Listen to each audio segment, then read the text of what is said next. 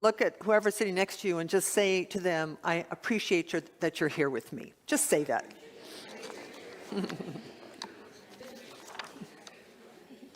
That's all. Don't go for, good enough. No conversations. Oh my God. So we're going to talk today about the beloved community. It's my favorite thing to talk about, really. It's also kind of a tagline of it takes a village. You know, there's a saying that it takes a village to raise a child, and it actually takes a child to raise a village.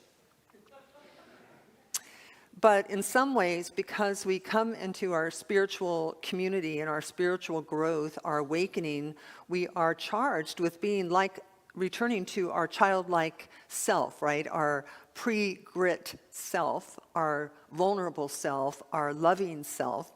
So I think it might also take a village to raise us, because there's only so much you can do sitting on your couch eating bonbons, right?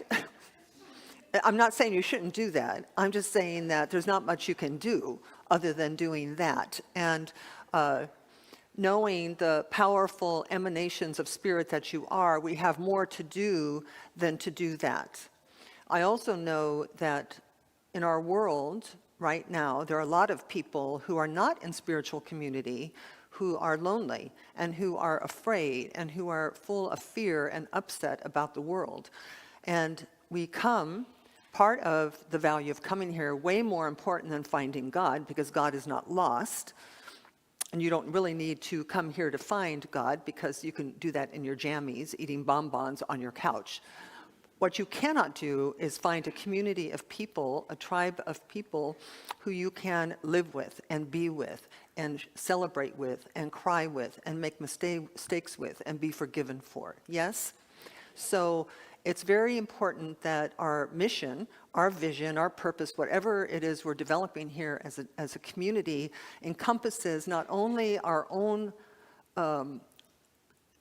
being exalted into a good, abundant, healthy, free, happy life, but also how can we serve each other in that endeavor, and how can we serve everyone out there. And we haven't really gotten there yet, but we will as we develop community outreach programs, and how can we spread this love around. So I wanted to say the beloved community was termed, is a term coined by the 20th century philosopher Josiah Royce, who was introduced to America by Martin Luther King in 1949, in a 1949 sermon, when Martin Luther King tied the word agape love, the beloved community, with agape love, which is beyond personal love, it's beyond friendship love, it's beyond romantic love. It's the love that we share as souls with one another. And agape love, or unconditional love, he said, is a way of transforming people and relationships, creating communities grounded in reconciliation, friendship, and human dignity. Now, there are also, do you guys know what blue zone communities are? Yes. Naples happens to be one, but there are others, but a blue zone community is a community where people are living well beyond 100 in incredibly good, healthy, with good, healthy lives. And one of the key components of a blue zone community is its spiritual opportunity for people to come together in beloved community. And they have found that this kind of congregating, this kind of shared values, this kind of being with one another is vitally important to our health. So we are, and partly what you can't do on your couch, which is why we have to do it here, because here's where you come a little bit nose to nose with your limitations, nose to nose with your biases, nose to nose with your intolerances, because community will teach you things that you can't learn by yourself, like patience and forgiveness and tolerance and acceptance, flexibility, non-judgment. So in a place like this, we strive to replace our fear with faith and to replace our fear with trust, and to be reminded actually, that there are really very good people in this world, and that we can have a tribe or a spiritual family where we belong. And this is often, I know it was for me, I was born seventh oldest of two only children who were children of only children. So what that means is my grandparents were only children, my parents were only children, and they had a tribe.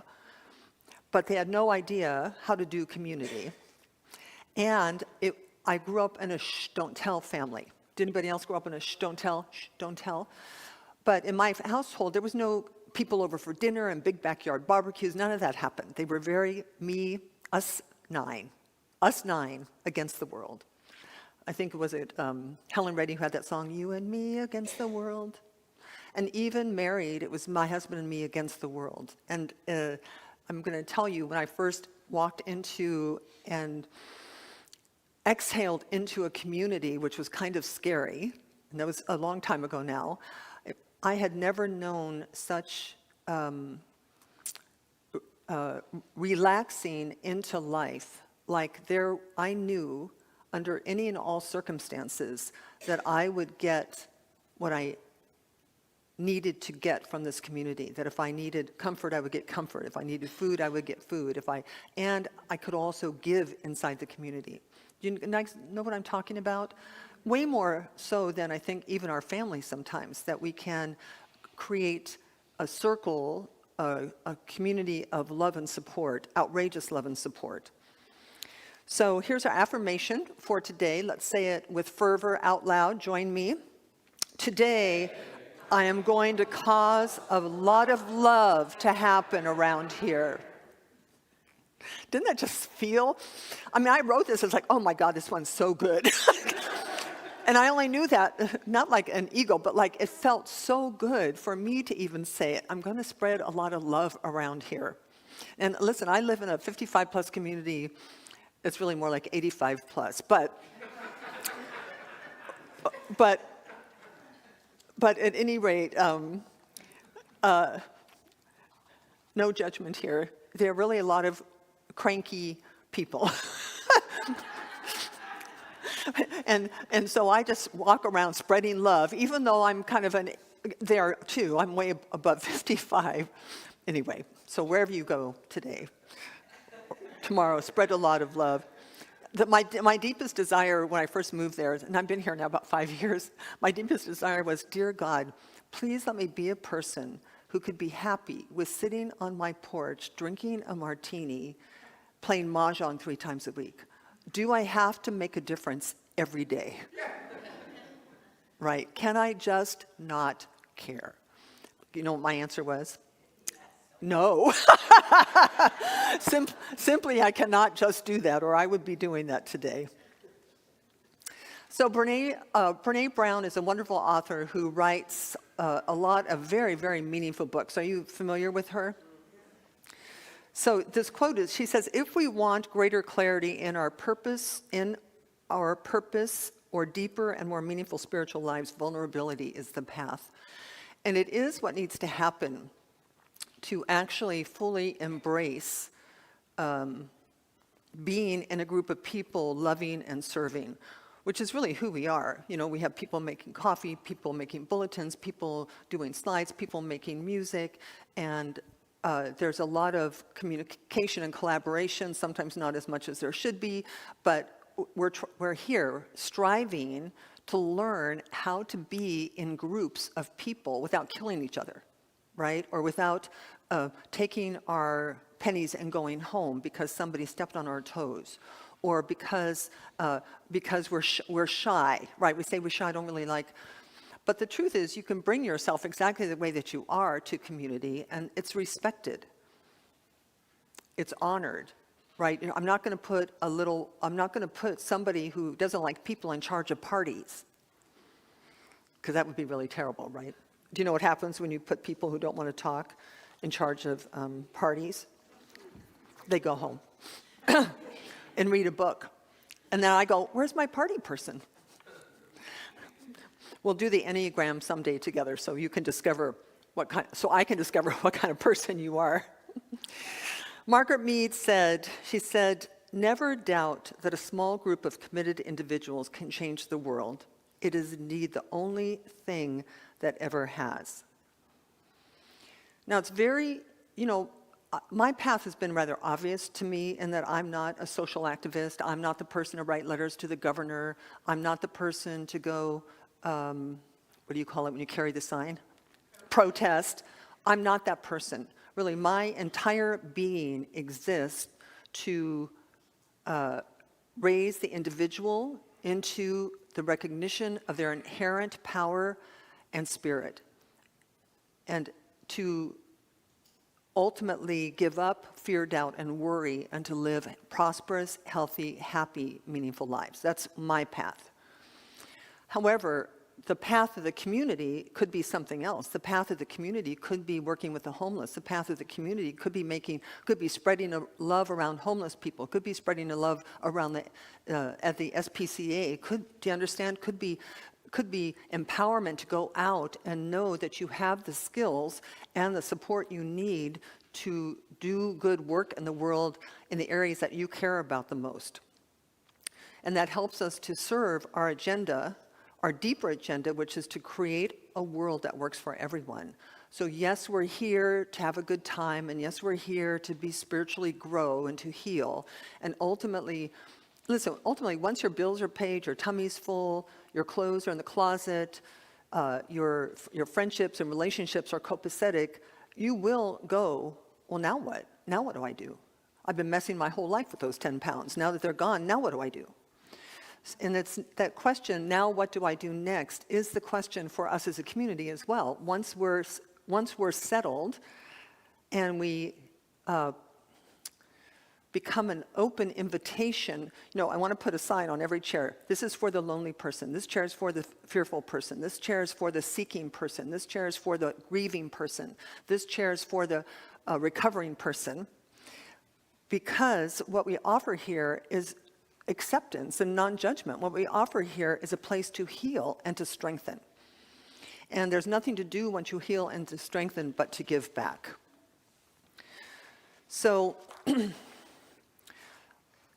Reverend Temple Hayes, some of you might know her. She used to run the Unity Church up in St. Petersburg, beautiful church. I don't think she's there anymore, but she was there. She said, "United we stand, divided we are merely a distraction."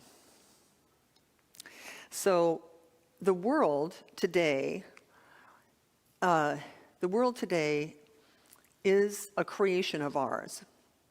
Now, it's very easy for us to say, I'm not responsible for hungry children, or I'm not responsible for war, I'm not responsible for disenfranchisement of some people. I'm not, it's so far over there, it's very easy to say, well, it's not my problem. But unless the world works for everyone, it doesn't really work for anyone, because we're all in it together. It's like a web. And whatever happens on this side, you ever see a web? So the spider's over here, and you can see the web over here is vibrating. And it's because we're in this together. So how hard would it be to say, as a birthless, deathless, powerful, capable human being, I am willing to hold within my heart the entire universe. I'm willing to take responsibility for it. Now, that's very scary, because when we hear that, we think we have to do something. This is not a doing thing. It's a being thing. It's a being thing that says, that person is my sister. That person is my brother. And by the way, I've traveled to many, many countries, and mothers and children and fathers, we are exactly the same. The color of our skin may be different. Our theology may be different, how we raise our children may be different, but the love, the family, the community, we are the same. So we don't have to do anything other than to open our heart. It's like a position you take in life. It's like a context out of which, a container out of which you're willing to live, that the whole world is my business. Not the whole world is my job. Do you see the difference? Can you feel the difference? what it does is it will stretch your capacity to love. She says, true belonging is a spiritual practice of believing in and belonging to yourself so deeply that you can share your most authentic self with the world and find sacredness in both being a part of something and standing alone in the wilderness. True belonging doesn't require you to change who you are. It requires you to be who you are. So what we do in these rooms, in my view, what we do in these rooms week after week after week is get closer and closer to the authenticity and the reality of who we really are, not who we think ourselves to be in the past. Not in the small self, but we come to know the large self. And that large self being a spirit and not just a personality or not just a human being or a human doing, but that spiritual self is will bring you so much joy. It will bring you so much joy to break free from any serious inauthenticity or fear you have about shining your light. What did Jesus say? Do not keep your light where? Under, yes, don't keep your, something like that. Don't keep your light under a bushel. Shine, shine, shine. Marianne Williamson says, in every community there is work to be done. In every nation there are hearts to heal. In every heart there is the power to do it. Again, being committed to something greater than ourselves gives our lives purpose. It gives our lives color. It gives our lives meaning. Because we're created, well, if we're doing spirituality 301 and not 101, we are one. I know it looks like there's shells over there, and Teresa's over there, and Kay's over there, and I'm over here, and we're different. In reality, we're all leaves on the same tree, same roots, same root system. So there's a kind of an illusion that we have that I'm me and you're you, and we're different. The truth is, you're me, I'm you, and we're not different. We may dress differently, right? We may have different hobbies, we may like different food, but we're not different. We're the same. So having a commitment greater than you will get you out of bed in the morning and kind of drag you around the world by your by your nose, right? Like a nose ring, because that which you are committed to becomes more important than the couch, or more important than how we spend our time when we're alone and afraid. Because then it's all about keeping it together so that not only do we look good, but that we get by and that we survive. But as powerful spiritual beings, you don't need to get by and survive. You need to thrive. You need to thrive and express back into the community in some way that is meaningful to you. So I'm pulling from the Global Heart Vision, which I read to some of you a few weeks ago at one of our community town meetings. And it says, we see a world in which fellowship prospers and connects through the guidance of spiritual wisdom and experience, a world in which we live and grow as one human family. The spiritual community of Centers for Spiritual Living is united and actuated by this compelling vision of a healthy world, a world experience global heart. We are ardently committed to bringing this vision forth through our ministries and this transformative teaching of the science of mind and spirit.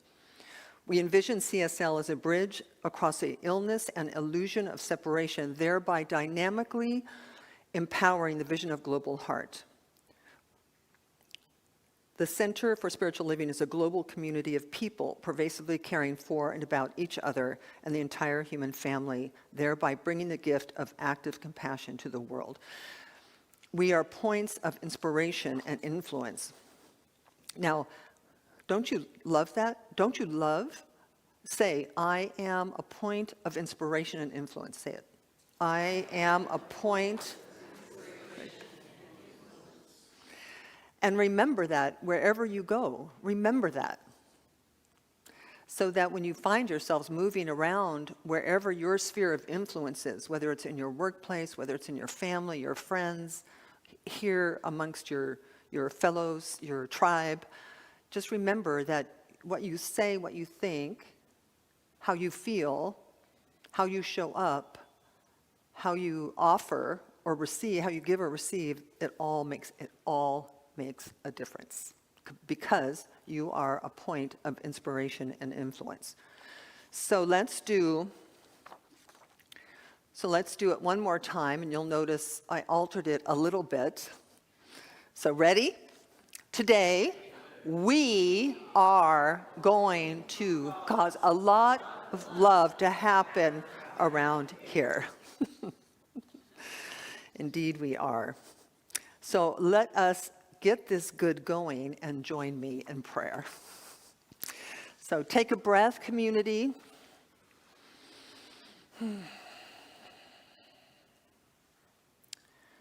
Just simply take a moment to just notice the energy in the room. The being sitting to your right, the being sitting to your left, the people you may know already, the people you have yet to meet.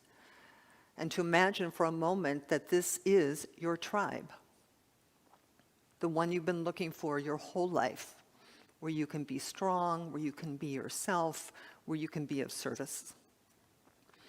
And as we do that together, we lean into the truth of oneness. We lean into the truth of unity. We lean into the truth that sets us free, that we are made in the image and likeness of life, of infinite wisdom and intelligence, of unconditional love, that whatever made us is so magnificent and so beautiful and so miraculous and so mysterious and so mystical.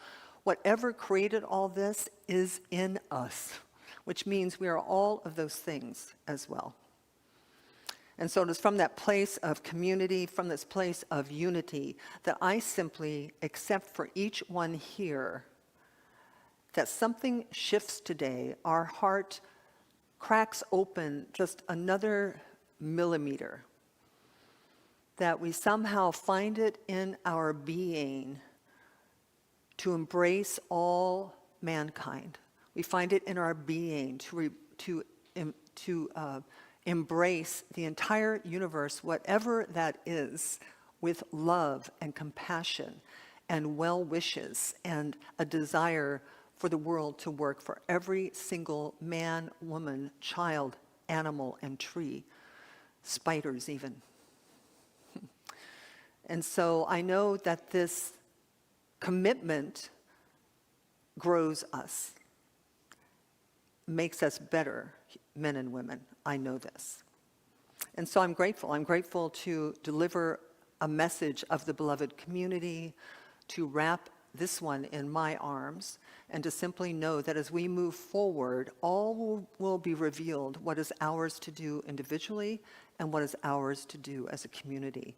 It's already known in the mind and the heart of God. We simply need to make it welcomed in our awareness. And so knowing that the good is done, that the word is deposited, placed, given to the great law of mind, the great law of manifestation. So I know the molecules are already moving, and that the answered prayer, the demonstration of answered prayer is guaranteed. So we just simply allow this to be together by saying, and so it is, amen. Thank you.